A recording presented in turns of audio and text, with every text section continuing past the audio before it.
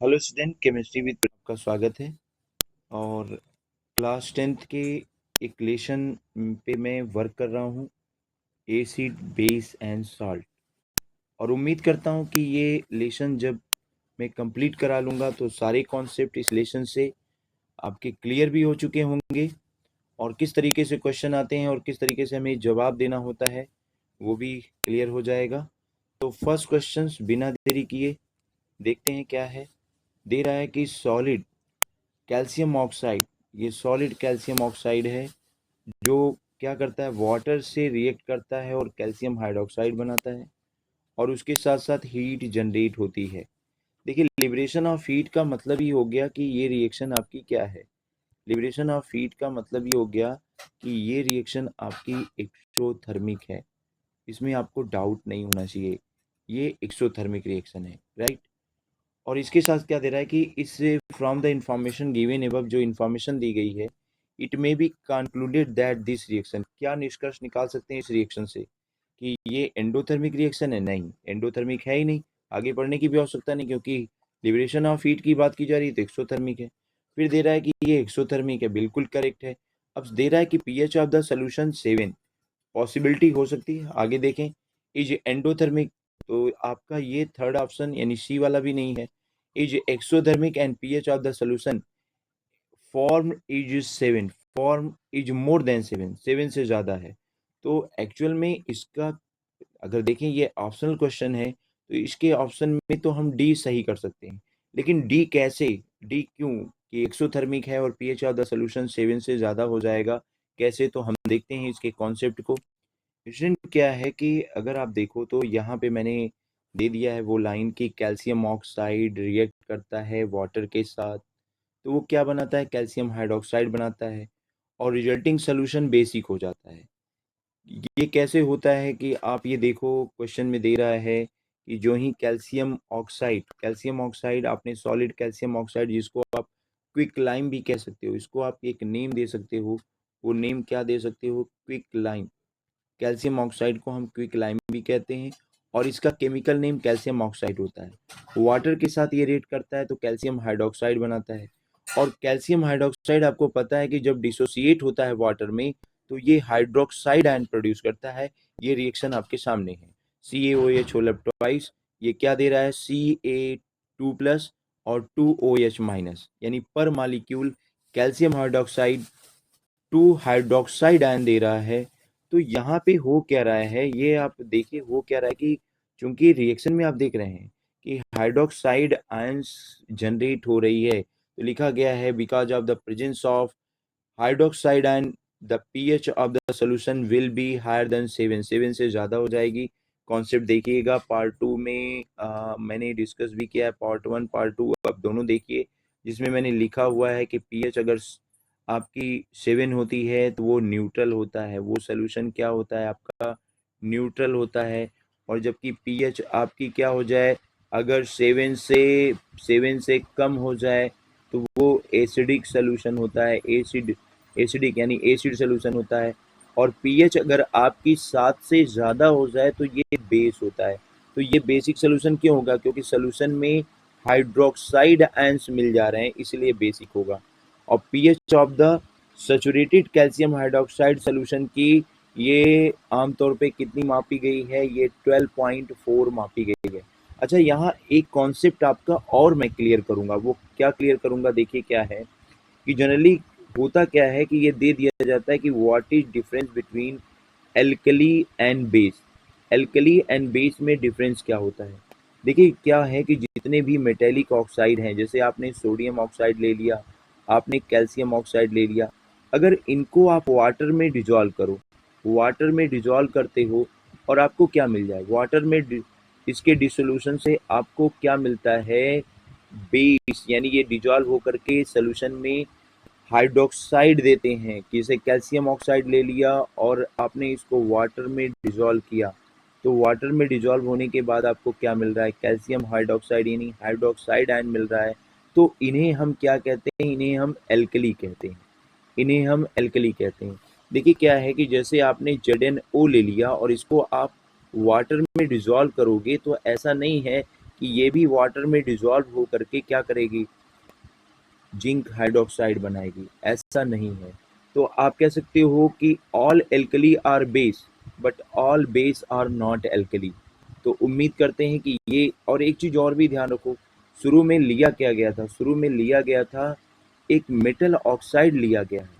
यानी जब भी हम मेटल ऑक्साइड लेते हैं और वाटर में डिसॉल्व करते हैं, ये भी एक प्रॉपर्टी आप समझ सकते हो कि होती है कि मेटेलिक ऑक्साइड को वाटर में डिसॉल्व किया जाए तो हमेशा ये फॉर्मेशन किसका करते हैं, बेस का करते हैं, जिससे इनके पीएच की वैल्यू क्या होगी, हमेशा 7 से ग्रेटर होगी, राइट। और ये कॉन्सेप्ट आपका क्लियर। फिर हम आते हैं दूसरे पार्ट पे। देखिए इसके एक क्वेश्चन और भी दिया गया था कि जूस आपके पास टेमरिन टेमरिन का जूस है, टेमरिन का मतलब इमली होता है, ये क्या करता है, ब्लू लिटमस को रेड कर देता है। ऐसा क्यों करता है, तो मैंने इसको भी क्लियर किया था कि भाई देखो क्या है, लिटमस पेपर, लिटमस जो होती है, लिटमस पेपर लिया जाता है, ये एक नेचुरल इंडिकेटर है। और जब भी आप ब्लू लिटमस अगर रेड हो रहा है, ब्लू लिटमस रेड हो रहा है, तो श्योर जो सोल्यूशन आपका है वो सोल्यूशन आपका क्या है, वो एसिड है। एसिड की प्रेजेंस के कारण ही ब्लू लिटमस रेड में कन्वर्ट होता है। अब सवाल होता है कि इसमें एसिड कौन सी होती है, क्या मेथनोइक एसिड होती है, क्या एसिटिक एसिड होती है, क्या टार्ट्रिक एसिड होती है, क्या ऑक्जेलिक एसिड होती है।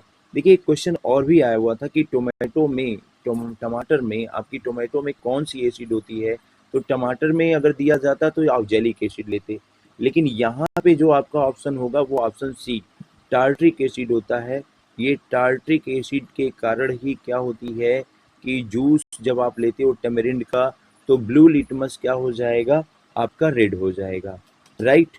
चलिए आगे बढ़ते हैं। देखिए प्रीवियस ईयर में एक क्वेश्चन और भी दिया गया था, वो क्वेश्चन क्या दिया गया था, यहाँ पे एक पैराग्राफ दी गई थी कि salt plays a very important role in our daily life. Salt का हमारी लाइफ में बहुत ज़्यादा उपयोग है।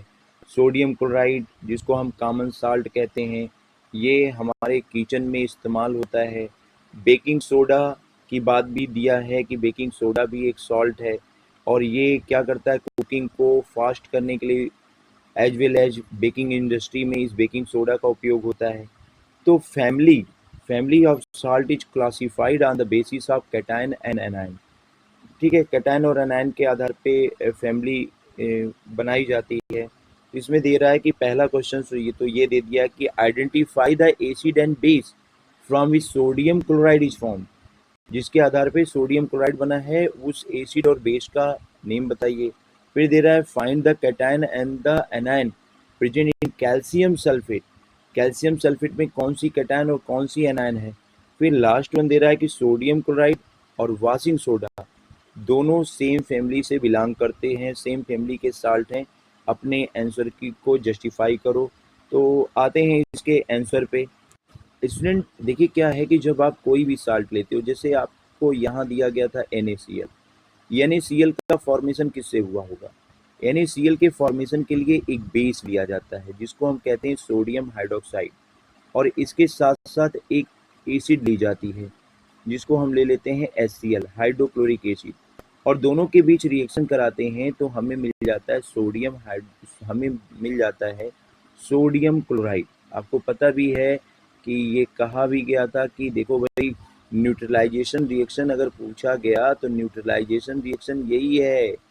न्यूट्रलाइजेशन रिएक्शन न्यूट्रलाइजेशन रिएक्शन क्या होती है कि अगर एक एसिड और एक बेस की आपस में रिएक्शन किया जाए, एंड एसिड रिएक्ट्स विद से बेस से रिएक्ट करती है एक एसिड, तो बनाती क्या है, वो बनाती है साल्ट बनाती है। और क्या बनाती है, साल्ट के साथ साथ वो वाटर बनाती है, वाटर। और इसी रिएक्शन को हम न्यूट्रलाइजेशन रिएक्शन कहते हैं। इसी रिएक्शन को न्यूट्रलाइजेशन रिएक्शन कहते हैं। यानी जितनी भी साल्ट बनती हैं वो किसी न किसी एसिड और किसी न किसी बेस और एसिड के रिएक्शन से बनती हैं। तो आपको पहले पार्ट का तो आंसर आ गया होगा कि उस बेस का नाम बताइए, उस एसिड का नाम बताइए। बेस का नाम सोडियम हाइड्रोक्साइड, एसिड का नाम HCl। अच्छा एक और भी ले लेते हैं, यहाँ पे दिया गया था कैल्शियम सल्फेट। कैल्शियम सल्फेट में सिर्फ ये पूछा गया है कि कैटायन क्या है। देखिए, जब भी आपको ये पूछा जाए तो कैल्शियम में क्या होते हैं, जो मेटल होते हैं वे जनरली कैटायन होते हैं। इसमें मेटल कौन सा है, कैल्शियम। भाई आइडेंटिफाई करना तो आपको आना ही चाहिए, और कोशिश करिए कि 1 to 30 1 to 50 एलिमेंट्स नेम भी आपको लर्न हो जाए, जिससे आप आसानी से मेटल की पहचान कर लें। इसको आप नाम क्या देते हो, इसको आप नाम दे सकते हो कैल्शियम आयन। और पता है कैटायन किसको बोलते हैं, पता है कैटायन किसको बोलते हैं, ये है आपका कैल्शियम आयन। और इसके साथ साथ क्या मिलता है, SO4 के ऊपर 2 पॉजिटिव 2 निगेटिव आ जाता है, तो इसको हम क्या कहते हैं, इसको हम सल्फेट आयन कहते हैं, सल्फेट आयन। अच्छा, अगर यहीं पे ये एक चीज़ और आ जाती कि कैल्शियम सल्फेट किन एसिड और किन बेस से बना है, तो आप इसको क्या लिखते, ये बना है कैल्शियम हाइड्रोक्साइड, उस बेस का नाम कैल्शियम हाइड्रोक्साइड, बेस में OH होता है। और जिस एसिड का नाम है, सल्फेट के साथ हाइड्रोजन को अगर हम ऐड करें तो हमारी सल्फ्यूरिक एसिड तैयार हो जाएगी, और इस तरीके से हमें कैल्शियम सल्फेट मिल जाता है। तो उम्मीद करते हैं कि इस तरीके से आपको अगर कोई भी साल्ट दे दिया जाए, जैसे और भी साल्ट हम ले लेते हैं और जिसमें एसिड और बेस पूछ लिया जाए, जैसे हम ले लेते हैं NH4Cl। अब देखिए NH4Cl अगर हमने ले लिया तो NH4Cl ये जिस बेस से बना है, उस बेस का नाम अमोनियम हाइड्रोक्साइड। और जिस एसिड से बना है, सी कैसे पता चल रहा है भाई, ये शुरुआत का जो लिखा होता है ना, ये एक बेस होता है, ये एक बेस का पार्ट होता है कैटायन। और ये जो लास्ट में आपको दिख रहा है, ये क्या होता है, एक एसिड का पार्ट होता है। तो आप ये कह सकते हो कि NH4OH और HCl, NH4OH अमोनियम हाइड्रोक्साइड और HCl। और भी हम ले लेते हैं, जैसे हमें दे दिया गया CH3COONA, सोडियम एसीटेट, और ये पूछा जाए कि किस एसिड और किस बेस से बना है, तो कंफ्यूज ना होइएगा, मेटल को पहचानना आपको सीखना पड़ेगा कि मेटल इसमें ऐसा नहीं कि जो शुरुआत वाला होगा उसी के साथ आप OH जोड़ देंगे। मेटल आपका सोडियम है, तो सोडियम हाइड्रोक्साइड, और आपका एसिड क्या हो जाएगा, CH3COOH। अच्छा देखो, एक चीज़ और भी ध्यान रखो कि क्या है कि जब हम जैसे हम ले लेते हैं सोडियम सल्फेट, अगर हमने ले लिया सोडियम सल्फेट, तो सोडियम सल्फेट में हम देखते हैं कि जो बेस हमारा होता है वो सोडियम हाइड्रोक्साइड होगा, और जो हमारी एसिड होती है वो हमारी क्या होती है, सल्फ्यूरिक एसिड होती है। तो दिमाग में अगर ये प्रश्न आ रहा हो तो कमेंट करके बताइएगा कि सर सल्फेट के साथ 2 हाइड्रोजन, जबकि एसीटेट के साथ 1 हाइड्रोजन और HCl के साथ 1 हाइड्रोजन क्यों रखी गई है। तो उम्मीद करते हैं कि ये सवाल भी आपका पूरा हो गया होगा। अब हम आते हैं तीसरे पार्ट पे। तीसरा पार्ट क्या था, उसमें ये दिया गया था कि आपके पास एक साल्ट है सोडियम क्लोराइड, दूसरा साल्ट है वाशिंग सोडा। वाशिंग सोडा का फार्मूला होता है sodium carbonate, right. Washing soda का फार्मूला है सोडियम कार्बोनेट। अब देखो, सोडियम कार्बोनेट जिस बेस से बना हुआ है वो है NaOH, और जिस एसिड से बना हुआ है वो है H2CO3। इसको हम क्या बोलते हैं, इसको हम कार्बोनिक एसिड बोलते हैं, कार्बोनिक एसिड। मैंने सेकेंड पार्ट में बना के रखा हुआ है कि होता कैसे है कि एसिड क्यों कहते हैं, क्योंकि इनमें H+, इनके सोल्यूशन में H+ मिलता है। और बेस क्यों कहते हैं, क्योंकि बेस के सोल्यूशन में क्या मिलता है, OH- मिलता है। तो ये तो बात हो गई, लेकिन हो रहा है कि ये किसी एक फैमिली से बिलोंग करते हैं। अगर हम सोडियम क्लोराइड, चलो ठीक है, सोडियम क्लोराइड के बेस को भी देख लो, ये हो गया सोडियम हाइड्रोक्साइड और ये हो गया HCl, राइट। अभी हम थोड़ा सा अलग करते हैं। अलग करने का मतलब ये हो गया कि हम सोडियम क्लोराइड के डिसोसिएशन का रिएक्शन रखते हैं। तो जब भी सोडियम क्लोराइड का डिसोसिएशन होगा तो डिसोसिएशन से सोल्यूशन में क्या मिलेगा, सोल्यूशन में मिलेगा सोडियम आयन, और क्या मिलेगा, मिलेगा क्लोराइड आयन। सोडियम कार्बोनेट का डिसोसिएशन होगा तो आपको मिलेगा सोडियम आयन। यहाँ पे बैलेंस करने के लिए आप 2 सोडियम कर दो और ये हो जाएगा कार्बोनेट आयन। तो वो क्या रहा है, वो ये रहा है कि अगर हम देखें तो दोनों में कैटायंस कैटायंस का मतलब इन दोनों साल्ट में आपका कैटायन सेम है। अगर दोनों साल्ट में कैटायन सेम है तो ये सेम फैमिली के माने जाएंगे, यानी किस फैमिली के माने जाएंगे? सोडियम फैमिली के माने जाएंगे, सोडियम फैमिली के माने जाएंगे, ये याद रखिएगा। उसी तरीके से अगर आपको ये दे दिया जाता, KCl दे दिया जाता, ठीक है, और क्या दे दिया जाता, NaCl दे दिया जाता, तो उस दशा में ये किस फैमिली के हो जाते? तो इस दशा में ये क्लोरीन फैमिली के हो जाते। क्यों? क्योंकि इन दोनों में क्लोराइड आयन कॉमन है, Cl- यानी क्लोराइड आयन कॉमन है, तो क्लोरीन फैमिली के ये साल्ट कहलाते।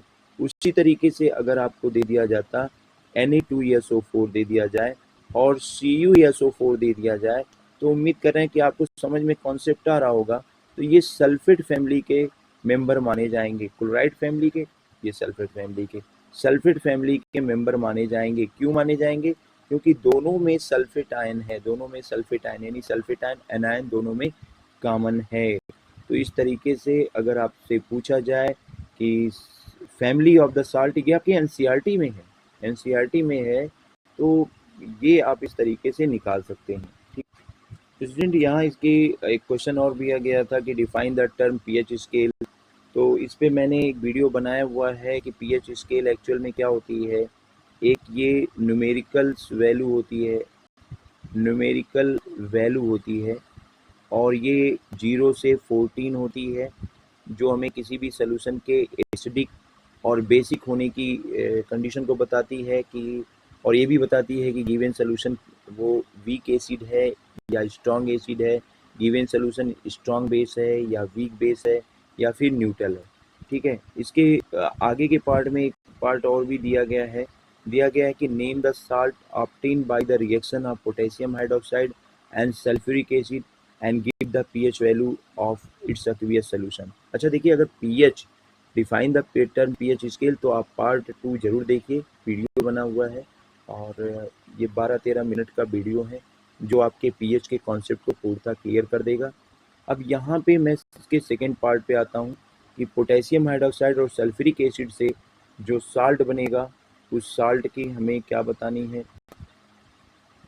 रिएक्शन होगा पोटेशियम हाइड्रोक्साइड सल्फ्यूरिक एसिड के बीच, तो जो साल्ट बनेगा उस साल्ट का पीएच क्या होगा, वो एसिडिक होगा, बेसिक होगा या फिर वो न्यूट्रल। स्टूडेंट देखिए, ये कॉन्सेप्ट बहुत क्लियर होना चाहिए, आपको ये पता होना चाहिए कि यहाँ पे KOH ये एक स्ट्रॉन्ग बेस है, और जब आप एक सल्फ्यूरिक एसिड लेते हो, सल्फ्यूरिक एसिड, तो होता क्या है, ये एक क्या है, ये स्ट्रॉन्ग, अगर ये स्ट्रॉन्ग बेस है, ये स्ट्रॉन्ग बेस है, तो ये स्ट्रॉन्ग एसिड है भाई, ये स्ट्रॉन्ग एसिड है, और दोनों स्ट्रॉन्ग के बीच जब रिएक्शन होगा तो आपका बनेगा, क्या बनेगा, बैलेंस करने के लिए हम यहाँ 2 ले लेते हैं, K2SO4 प्लस 2H2O, ये बन गया। तो ये जो साल्ट बनेगा, ठीक है, ये साल्ट बनेगा चूंकि कैटायन आपके स्ट्रॉन्ग बेस से मिला है, एनायन भी स्ट्रॉन्ग बेस से मिला है, तो इसीलिए इसका पीएच क्या हो जाएगा, पोटेशियम सल्फेट बनेगा और इसका पीएच 7 हो जाएगा। आपको ये कॉन्सेप्ट याद रखना है कि NaOH ले लिया गया, ठीक है, KOH ले लिया गया, तो ये स्ट्रॉन्ग कहलाते हैं। आपने CaOH होलर ट्वाइस ले लिया, ये सभी स्ट्रॉन्ग कहलाते हैं। और अगर आपने एसिड ली है, जैसे आपने हाइड्रोक्लोरिक एसिड ली, आपने सल्फ्यूरिक एसिड ली, आपने नाइट्रिक एसिड ली, तो आपने अगर नाइट्रिक एसिड ली, तो ऐसे जो साल्ट बनेंगे उनका फेट क्या होगा, उन ऐसे जो साल्ट बनेंगे वो साल्ट का पीएच क्या आना है, उस साल्ट का पीएच 7 आना है। ठीक है, और अभी भी इसमें कुछ बाकी है, वीडियो काफ़ी लंबा हो गया है, बाकी कॉन्सेप्ट पे हम नेक्स्ट बात करेंगे। धन्यवाद, वीडियो अच्छा लगे तो लाइक शेयर जरूर।